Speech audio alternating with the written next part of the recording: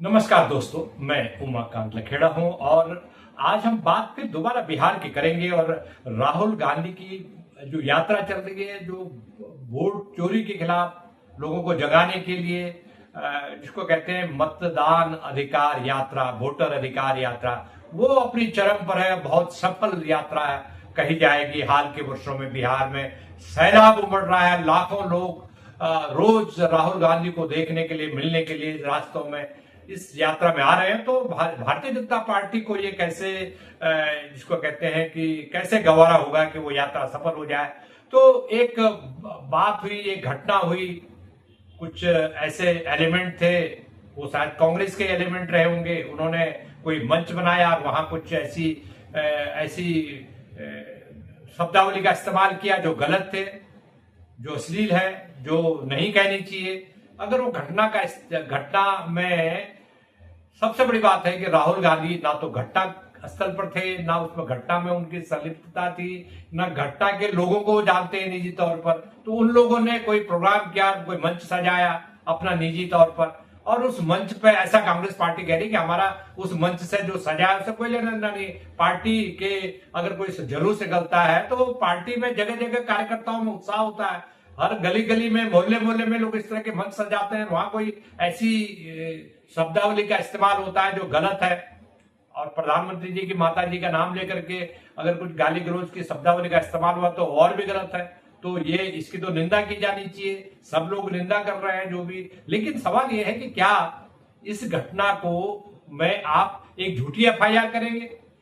जहां ये दरभंगा में जो घटना घटी है, जाले इलाके में, विधानसभा के, वहां से पटना 250 किलोमीटर दूर है। तो 250 किलोमीटर को आप एफआईआर करेंगे? ये कौन सा न्याय हुआ? ये कौन सी पुलिस हुई? कोई कौन सी राज्य व्यवस्था हुई है ये? तो इससे ये यही संदेश गया कि मोदी सरकार और दिल्ली में जो सरकार बैठी है, उसने पटना में जो नीतीश कुमार सरकार है उसको पूरा निर्देश दिया और पूरा उसके निर्देशन में सारा काम हुआ। एक एफआईआर किस पर हुई? जो घटनास्थल पर नहीं थे। जैसे हमने बताया अभी कि राहुल गांधी का वहां उस घटना से, वो घटनास्थल पर थे ही नहीं, तो वहां आपने उनके खिलाफ एफआईआर 225 किलोमीटर दूर, क्योंकि पटना में मीडिया है, पटना में नौकरशाही है, पटना में प्रशासन है, पटना में राजनीतिक दलों का तामझाम है। तो वहां एफआईआर करेंगे तो उसको ज्यादा पब्लिसिटी मिलेगी। मीडिया को आप कंट्रोल कर रहे हैं तो वहां पब्लिसिटी देंगे। अगर वहां जाले में अगर एफआईआर होती थाने चौकी में तो वहां कोई नोटिस नहीं लेता उसका। लेकिन ये जो इसको कहते हैं कि मीडिया इवेंट करने की कोशिश की जा रही है। भारतीय जनता पार्टी, असली बात यह है कि इतनी बौखला गई है इस यात्रा से कि जो मुद्दे राहुल गांधी ने उठाए हैं, उन मुद्दों का, उन सवालों का कोई जवाब नहीं है। इलेक्शन कमीशन के साथ मिलकर के, षड्यंत्र करके ये जो सरकार है, ये सरकार हाईजेक करना चाहती है इलेक्शंस को। और election commission Bharatiya Janata party की ब्रांच बन के जो काम कर रहा है उस पर कोई कुछ नहीं बोल रहा। सवाल यह है कि राहुल गांधी जो सवाल उठा रहे हैं, उन्होंने शुरुआत से सवाल उठाए, पार्लियामेंट में सवाल उठे, पार्लियामेंट के बाहर सवाल उठे, संसद से लेकर के चुनाव आयोग तक मार्च निकाला। और राहुल गांधी ने पूरे जो योजना थी वोट चोरी की पूरे देश में, उसको एक किस्म से एक्सपोज किया और कोई जवाब नहीं है। उसमें लिपापोती कर रहे, मुख्य चुनाव आयुक्त तो लिपापोती कर रहे हैं। वो ऐसे ऐसे तर्क दे रहे हैं कि जिनका कोई लॉजिक नहीं है। तो सवाल यह है कि बिहार जीतना है।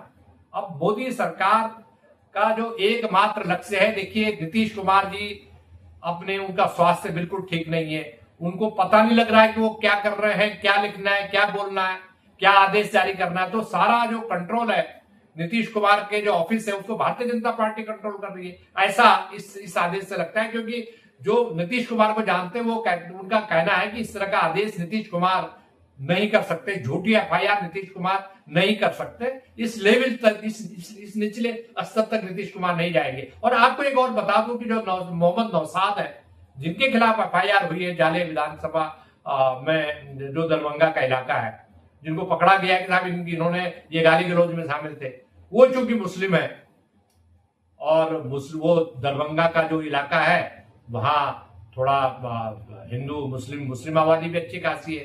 तो सबसे बड़ी बात है कि इसमें मुस्लिम एंगल ढूंढ लिया गया। अगर उसकी जगह कोई हिंदू होता तो हो सकता है कि बात का बतरंग नहीं बना दिया जाता।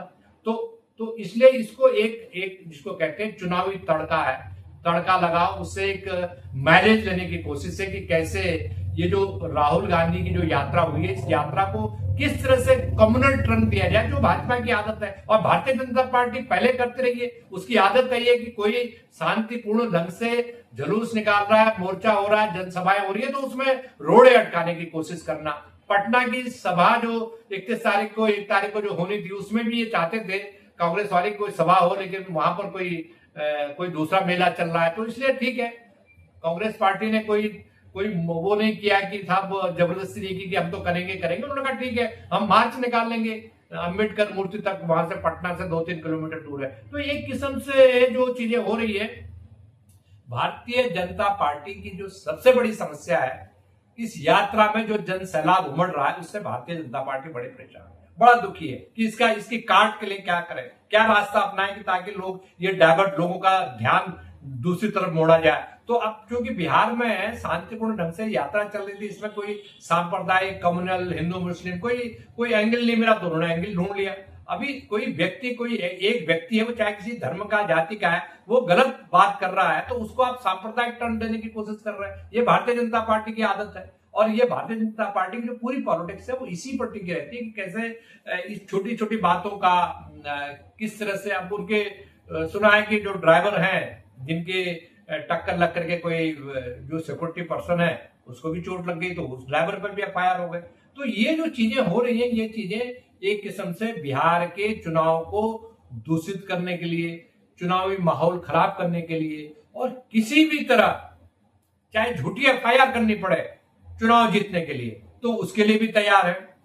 क्या सवाल उठता है कि क्या झूठी एफआईआर करके बिहार में चुनाव जीता जाएगा? क्या जिन लोगों के नाम कटे हैं, उनके लोगों के नाम काट करके बिहार में चुनाव जीता जाएगा?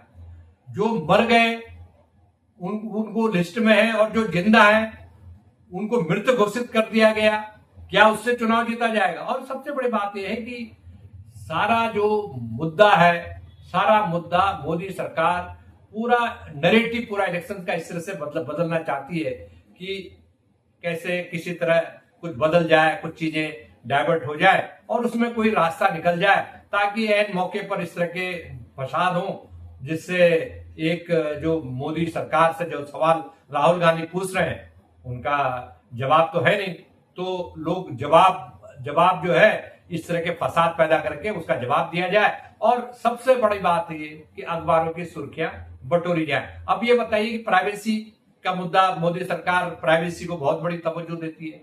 अब तवज्जो देती है प्राइवेसी को, तो एक पत्रकार अभिसार शर्मा है, उनकी जो इनकम टैक्स रिटर्न पब्लिक कर दी गई। इनके एक सांसद है निशिकांत दुबे, उन्होंने पब्लिक कर दी। और प्रधानमंत्री की डिग्री की कोई बात करता है तो कहते हैं प्राइवेसी भंग हो गई। तो सवाल तो यह कि एफआईआर तो निशिकांत दुबे पर होनी चाहिए। तो ये जो अनयूजुअल चीजें हो रही है, जो कभी नहीं हुई, वो मोदी सरकार कर रही है, इनके मंत्री कर रहे हैं। तो ये जो सारे सवाल है, चाहे वो बिहार का चुनाव हो, चाहे वो फर्जी डिग्री का मामला हो, चाहे वो झूठी एफआईआर का मामला हो, एक ही रास्ता है कि राहुल गांधी को टारगेट करना, राहुल गांधी को विवादों में घसीटना, ताकि कांग्रेस पार्टी और जो इंडिया गठबंधन के जो सहयोगी हैं, उन सब की जो पटना में जो विशाल रैली निकलनी है 31 तारीख को, 1 तारीख को, उसमें किसी तरह से विवादित किया जाए, विवादास्पद बना दिया जाए, ताकि उसका बिहार का जो चुनावी माहौल है उसको बदल दिया जाए। देखो, आने वाले दिन बहुत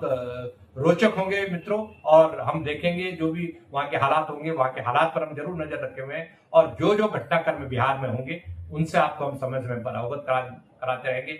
आज के इस एपिसोड में इतना ही, फिर कल एक नए एपिसोड के साथ आपके साथ रूबरू होंगे। तब तक के लिए नमस्कार।